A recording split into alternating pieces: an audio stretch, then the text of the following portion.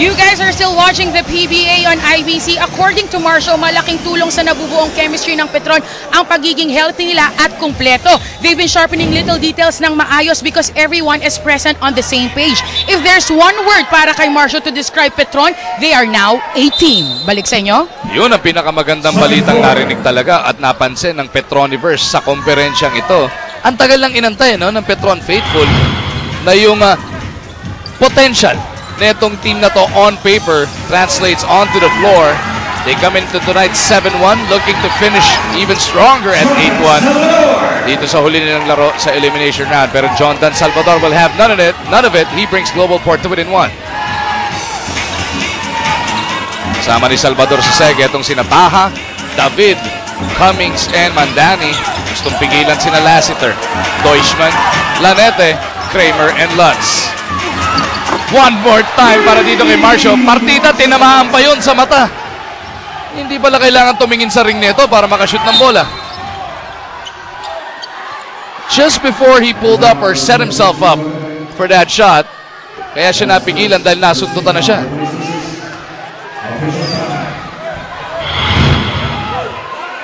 And even before that pull-up, nasundutan siya before that, kaya hawak na niya yung kanya mata. Tumitingin siya sa referees, wala bang pito? Okay, titira ko na lang. It's right under the eye, ano? Looks like that's what they're checking on.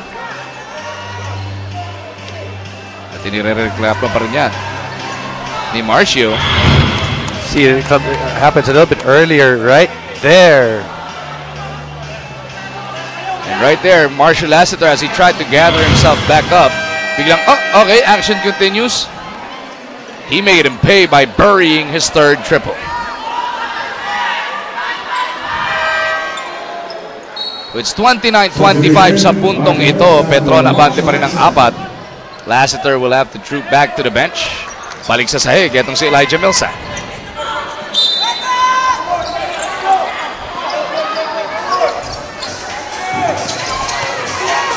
Hindi mo malaman kung good news yun o bad news para sa Batang Pier, ano, Jason? Dahil, okay, ang init ng shooting ni Lassiter, napuwersan yung mapaupo muna. Ang problema, import naman ng papalit.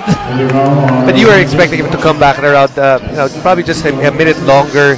He rested quite early in that first quarter anyway, about the 3-minute mark. Yun naman yung ina-expect mo. Get some rest at the end of quarters, come back.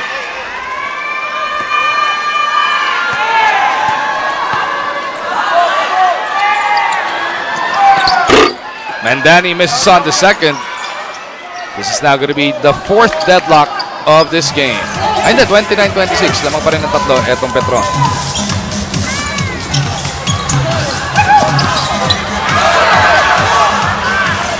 Mandani over to Cummings, taking it to the rack.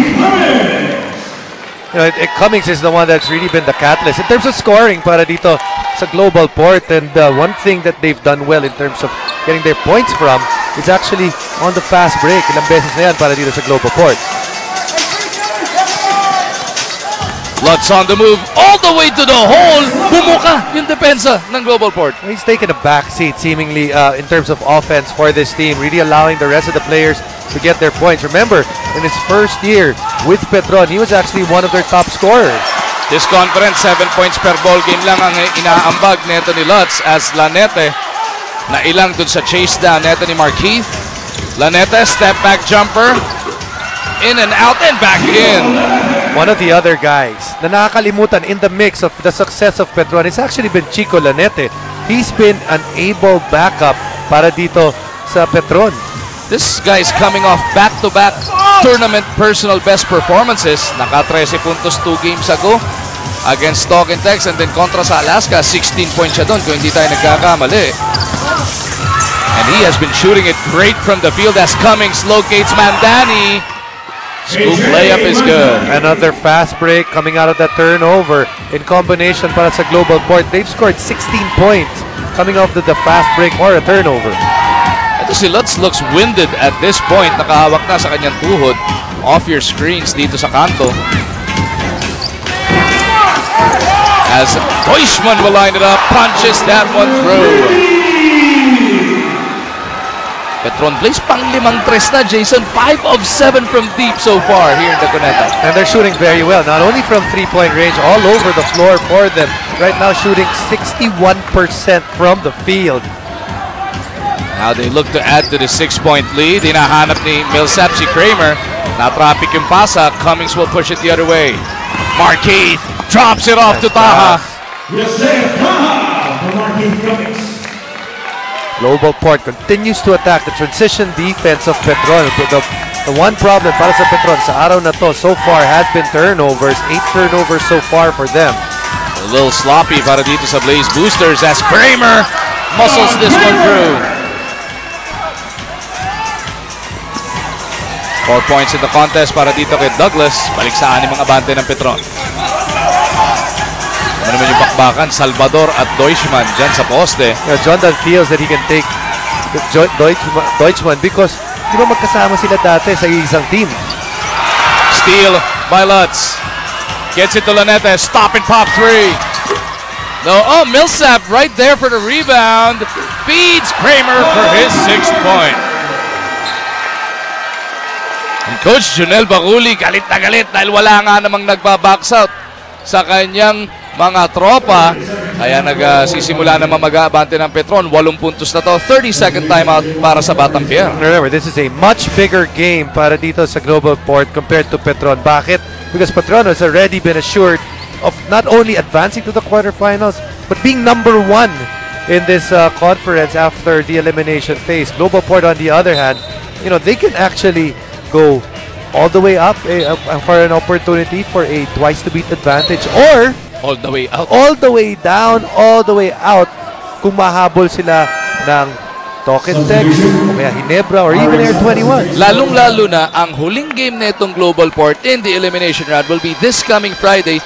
Barangay Ginebra ang kanilang katapat. So, dito na sila makakasungkit no? Dahil non-bearing to para sa Petron. Baka sakaling makapuwing sila kesa naman yung naghahabol din sa pwestuhan na Barangay Ginebra. You look at Barangay Ginebra, they're actually gonna play teams that have direct effect kung manalo sila o matalo into kung makakaabot sila sa next round because they play Token Text and they play Global Port.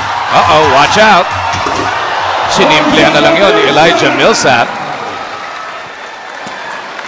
Yan yung Barangay Ginebra this Friday nga po. Etong Global Port ang kanilang katapat. Tapos sa linggo, September 22, the very last game ng elimination round, they take on the Tropang Texters. Grabing implications sa lahat ng bakbakan from here on. Markeith Cummings buries another long one. He's got 16 of the 35 points of his team. So far, ang hinahanapan dito ng puntos para sa Global Port, they've not gotten much out of Gary, out of Willie, and out of Sol. And those are the guys na inaasahan na tutulong dito kay Markeith Cummings. The silent operator ng Petron gets those 2 points. Bonus free throw parating. Ayun yung binabanggit natin kanina, no? Arwin Santos, pero before yan, eto nga, siya pa rin yung ating sisilipin sa ating Photon Strong Drive brought to you by Photon. Empower your business. Not a single best player of the game citation in 7 wins, pero hindi siya nawawala. He has always been producing steady yung numbers niya. And as a team, you know, Arwin's been there. He's seen yung mga pagpalit ng tao, pagdagtag, pagbawas. And he's part of that maturation process of this team kung saan, you know, they've been together for a while and almost feel like they're due after being together for a while. Medyo masama yung naging pasa doon. Washington forced to save it to the wrong man. Arwin. Ako, butata ng board. Lalim na niya masyado ng kanyang nasaluyan. Washington looking to make them pay. Napakagat si Arwin. Salvador has it taken away by Lanete. Lutz on the run. Mercado sasalubong. Oh! Dalawa pa. Yung gustong tumaktak doon. Cummings to J-Wash for the jam doon sa kabilang dulo. Nanghinayang yung buong bench ng Petron. Napatayo doon sa miscue na yun. Even the people at the Cuneta, you know, Millsap was lining himself to that goal as well as Arwin Santos. Lutz on the move. Sino may kasalanan nun? Yung namasa. Hindi naintindihan kung sino yung kinintatan niya. No? Well, you look at it, I think Chris actually had eyes on Elijah. But you know, you'd rather have lots of guys showing the drive or the passion to actually run down the court and be involved in the fast break. Alam mo, may nangyaring ganyan, pero on the follow-up yata yon sa PBA D-League. Lutz and, hindi si Lutz, si Ellis at saka si Hodge. Magkakampi sila. Merong famous picture yun eh. Dumakdak silang dalawa sabay. Akala ko mag-NBA jam eh. Yung pag pinasa, papasa ulit. Papasa pa ulit. 46-37. Despite that miscue, etong Petron, abante pa rin by 9 points. Looking to put on a show. Arwin lurking once again, pero Lutz this time decides to take it himself, and he gets the elegant shot looking 2 points. And it's right now, it's team ball para sa Petron. You have so many guys contributing from top to bottom, from the guys that started to the guys that are in the second unit. Mercado to Salvador. Makikipagbanggaan dito kay Fajardo. Mercado with a pull-up long two is good. They're going to need some scoring from him. That's a 4th point mula kay Sol Mercado. If you're going to allow Petron to put up 48 points with over 5 minutes and, well, under 5 minutes and 20 seconds to go, you got to make sure that your scorers are able to score. Fajardo gets them to 50. 50 points na Petron, Jason, pero yung import nila, 4 na puntos pa lang ang naiko-contribute. Pero Millsap also has 8 rebounds, 7 assists, and 2 steals. And that's why, you know, you have this team that really enjoys playing with their import. Washington lines it up. Couldn't send it home. Tumama pa sa shot clock yung talbog noon. As we head into this timeout, 50-39, Petron up by 11 points. Natin kung ano yung madalas natin i-post na screenshot na app about the PBA scores. Ito na po yun, yung Pinoy Hoops. Follow the NCAA and PBA like never before. Real-time updates straight from your phone with Pinoy Hoops. Be the ultimate Hoops fan and follow your favorite teams and players. Now available both on Android and iOS. May box score pa dyan ha, live box score. Akala nyo po pag dinownload yan, para nyo nang inuwi si Roy Lopez. Kasama nyo sa kotse nyo. Dahil may box score ka eh. 50-39 nasa ating talaan. Nice stretch galing dito kay Washington. Mintis nga lang. Mercado will reset their attack. The Soul Train drops it off to Jonda. Nice decision finishing with a left hand. And a nice drive on the part of Sol Mercado to set up his teammate.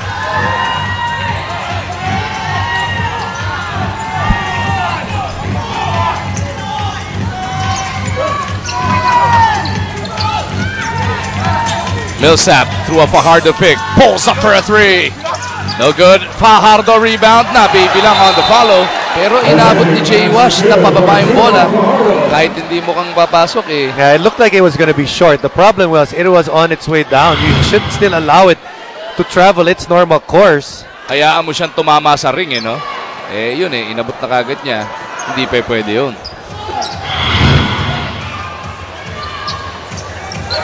Pagkwentuhan mga ulit tayo dito kay Erica. With this lead of Petron over Global Court, kalmado pa rin naman ang the usualing madamdami na si Coach Junel. Pero itong si Sol Mercado ang mas emotional, telling everyone, guys, please, let's follow the game plan. Balik sa inyo. Thank you, Erica. Tignan natin if they will heed Coach Junel's call. Lutz with a looper. Miller sa rebound, pero ninakaw din ni Lutz yung kanyang pasa. Frustrating times para dito sa Global Port. That's already the 7th steal as a team para dito sa Petron. Millsap couldn't make him pay, pero look at Junmar battle for it. Napunta nga lang sa batang Pierre yung bola rito. Libre si Cummings do sa kanan, hindi nakita ni Mercado. Solomon wanting to take Millsap off the dribble, kicks it over. Washington couldn't deliver. Cummings though gets that possession right back.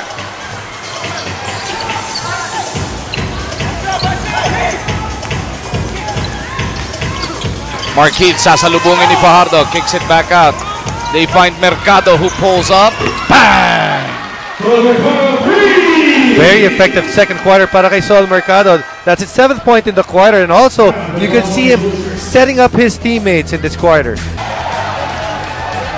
Katulad nga po ng binanggit ni Jason kanina lamang, etong si Solomon Mercado is having one of those quarters for himself. Kita niya, no, wala masyadong nakakapag-ambag mula sa kanyang bataan dito sa Global Port. So he has taken it upon himself to try and provide the scoring punch. And for more on Mercado, balikan natin si Eric. Sol is considered by Coach Junel as his extension on the court, and Sol is very happy to take on that responsibility. But inamin niya that it's a big task to make sure that everyone is on the same page. Hopefully daw ang pagod ng Petron for playing its third game in 5 days will be an advantage so they can execute well. Balik sa inyo. Thank you, Erica. Look at Petron though. Okay, Global Ports looking better on the offensive end. Ang problema nila sa depensa, binapatay sila ngayon. Ito ni Junmar Fajardo. Yeah, because Junmar just read the defense. You could see that the defense was overplaying for that screen in the baseline. Sabi niya, sige, kung dyan ka pupunta, hindi na ako tatawid. Nice alley-oop, nice pass from Elijah Millsap. Salvador had that pass nearly stolen by Cabagnot. 2:03 natitira sa ating first half. Maya-maya lang po, babalik din tayo sa Sports 5 Center with Aaron Ataide and the Tower of Power, Venancio Benji Paras. Idol nating lahat yan. Mercado pulls up for 3. All board this time. Cabagnot surveys the floor. Alex looking for Fajardo once again this time around. Miller wises up to it. Hans Tiele on the floor for the first time. Gets it over to Miller. Nasundutan nga lang siya. Neto ni Santos from behind. Look at Petron. Immediately looking for Fajardo once again. Foul tuloy na pito dito kay Tiele. Junmar puts so much pressure on the big men on the other side because he sprints down and he takes position in the paint. And yun, pag ginagawa niya yun, it sets up a lot of things. Sets up points for himself and also for the shooters outside dahil kailangan sila bumaba. Gary David making his way back onto the floor. Papalitan si Willie Miller. Sideline in para dito sa Petron.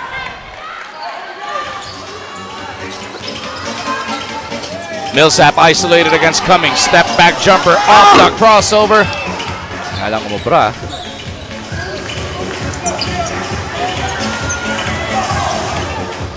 Cummings gusto bumawi. Had to work for that pass. Gets it back out to Sol. Tiele. Oh, what a big spin. Hans Tiele delivers the 2 points. People forgetting how good an athlete Hans Tiele is. Well, that's the things that he can do. A guy that has enough length and, you know, can match up pretty well with Arwin Santos. That brings Global Port to within 6. Mintis pa. Dito ang Petron. Gary David gets it back up to Cummings. Handoff pabalik kay El Granada. Hinahanap talaga nila yung scoring neto ni Gary. Pero well covered siya dito ng Petron. Lassiter all over Gary. Lassiter with a steal. Millsap on the run. Lilipad ba? Arwin, nothing on the putback.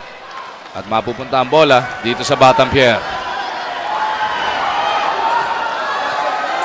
Last shot time. If you are Global Port here, at least for this quarter.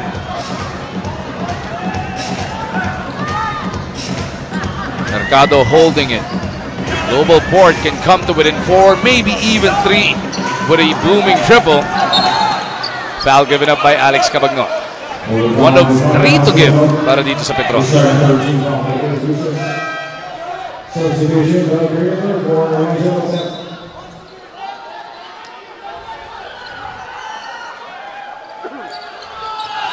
Cabagnot will give up another one. Yeah, that's going to be his third. So if they're going to give up another one, they got to put in Chico Lanete. That's exactly what Coach G is going to do.